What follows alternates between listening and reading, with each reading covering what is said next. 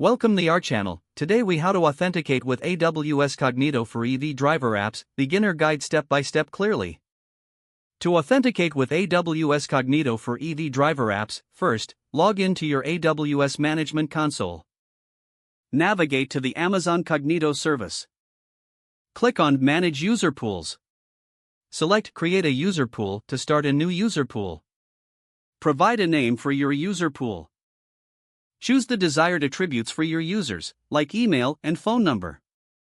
Click on Review Defaults to proceed with the default settings. Adjust the policies for passwords, including length and complexity requirements.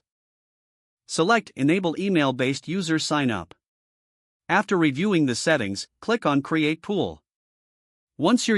Next, configure an app client by selecting app clients within your user pool. Click on Add an app client. Enter a name for your app client. Uncheck the Generate Client Secret box to simplify development. Click on Create App Client to finalize.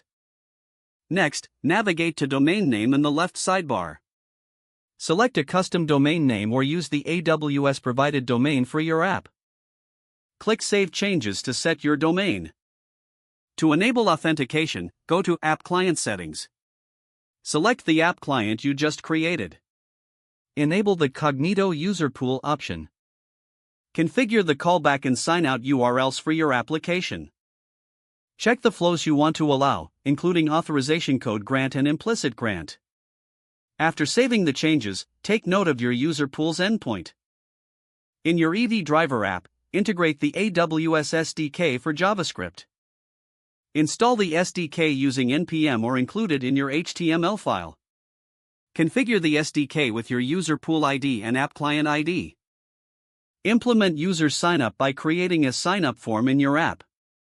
Use the AWS Cognito API to sign users up through your form.